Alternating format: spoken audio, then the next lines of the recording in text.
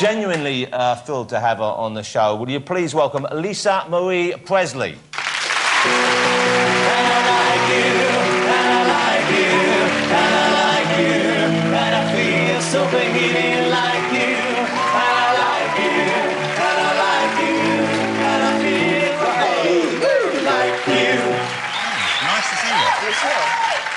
Lisa, well, hey, how are you? I'm lovely, thank you. Thank you for coming on the programme. Thanks for having me. How long are you in the UK for? One more, I'm leaving after I'm flying out once I leave. Straight after the show, or yeah. you don't have to rush away, you know, we can... have you been to the UK much before? Have you been to London before? 3 times, you're railing, coming through, you know. But you never stopped and you never enjoyed the capital? You've never hung around here? This is the first time, yeah. Okay. And are you travelling with your family, with your children, or solo? My children. Okay, and how old are they now? They're 13 and 10. They're back there watching. They're good-looking kids. Thank you. Congratulations. Thanks. Of course, they will be. You're a good-looking woman. Thank you. Feel free to return a compliment. You're a good-looking man. Okay, now Lisa Marie is over here because it's not out for a while, no, but Lisa Marie has her first album out. To Whom It May Concern. This is out, I believe it's out in July, I think, over here in the UK. I've been listening to it. I listened to it yesterday, I listened to it today.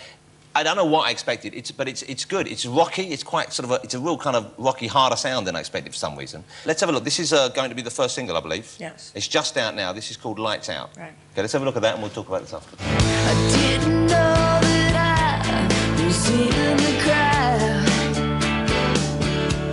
Oh, when fresh-cut grass stopped growing, everything on my shelf has fallen. I still keep my watch 2 hours behind. Someone turned the lights out down in Memphis. Ooh, that's where my family they're ready to go. Oh yeah, last time I was there, I know there's a space left. Oh, next to them there in Memphis. Yeah, in the damn bungalow.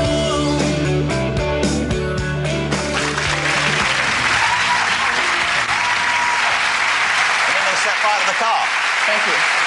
Oh, they did actually blow that car up behind me. Well, And that's just dangerous.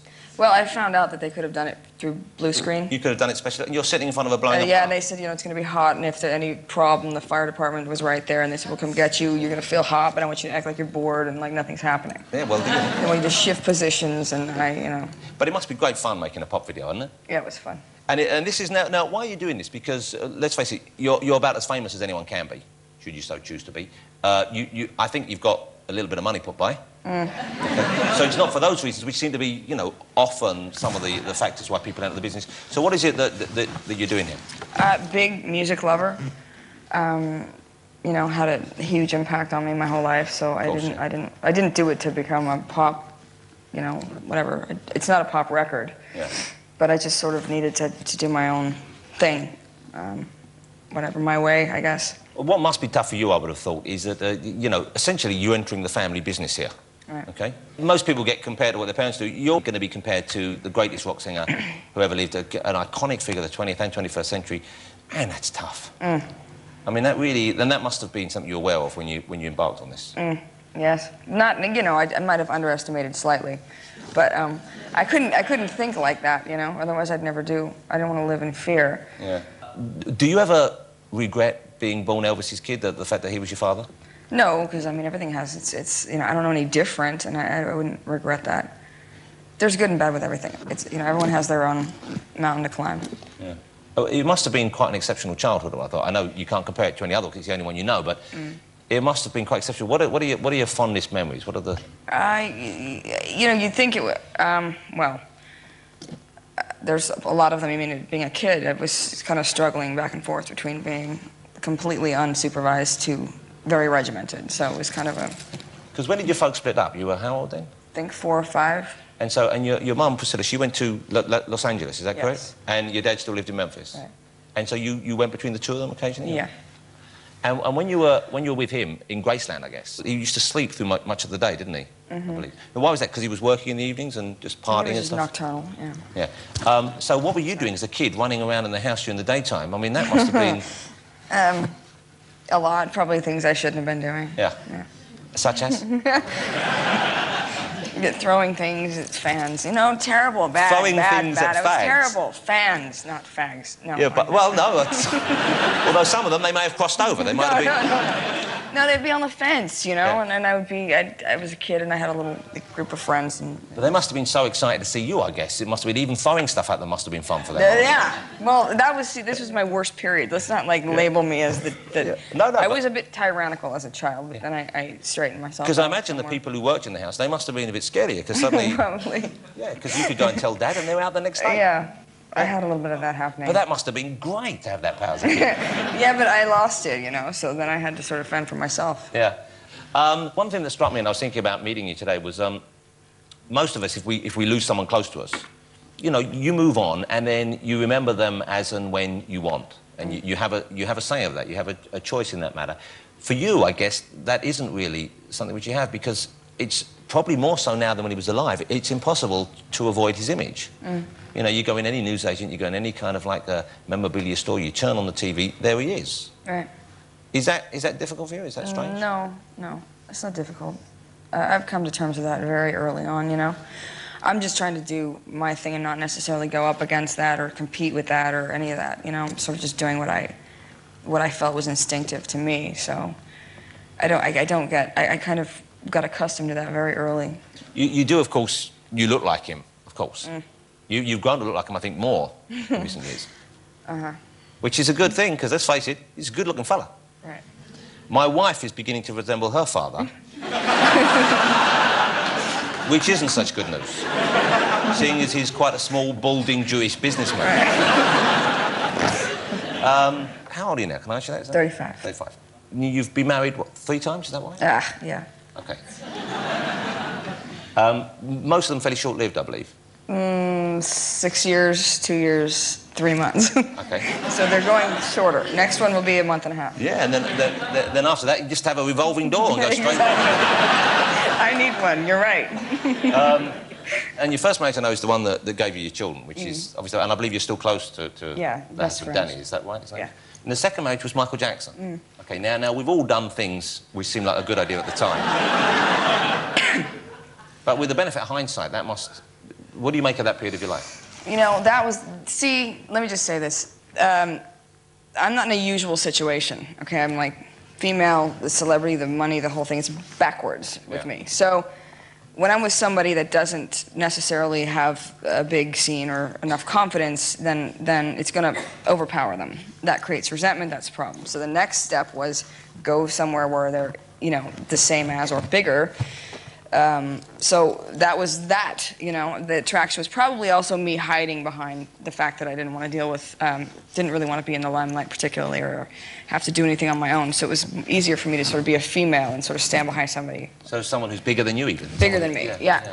So that was that, for me, psychologically speaking.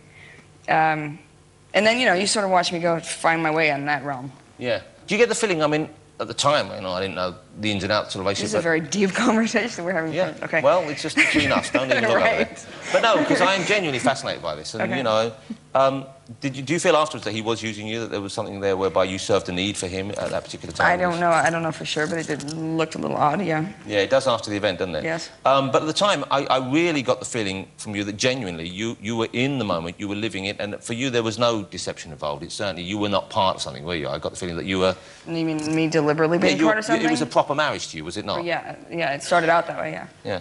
Did you see the interview that was conducted with him by Martin Bashir, the British journalist? What did you make of that? Well, it broke the week I went out on my first radio tour, so it was kind of... So that was fun. So you got asked that everywhere you went. Right. Yeah, yeah. And I thought it looked manipulative, honestly. I thought it was manipulated. Did you feel sorry for Jackson? I felt like it was unfair.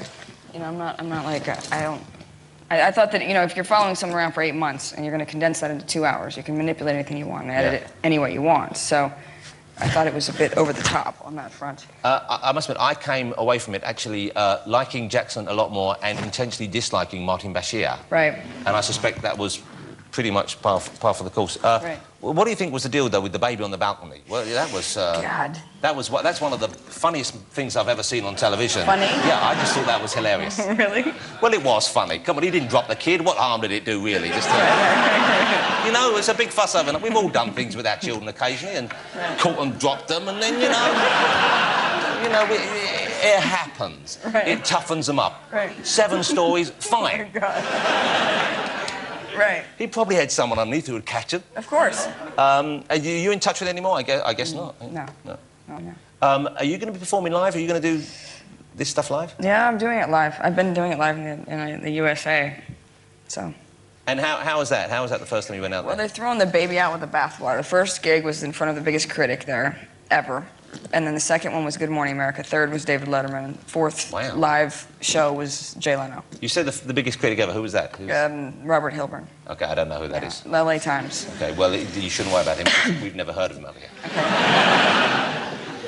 Did he like it? Did he like what you did? He gave me a good review. He gave you a good review. In that case, we think he's a good fella. Okay.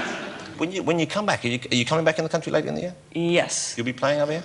I'm sure at some point I will. Would you come on the show and do a song for us? Certainly. I would like to hear you perform live as well. You know, I mean, it's like it is a good album. It kind of reminded me. I don't know if you like it, a sort of Sheryl Crow feel to it. It had that kind of rock stuff like that. I know the album's out in July. The single's out in June. I wish you the best of luck with it. I am genuinely delighted to meet you. Like everyone, I'm sure you must be tired of this, but I was, you know, a fan of your dad. Thank you.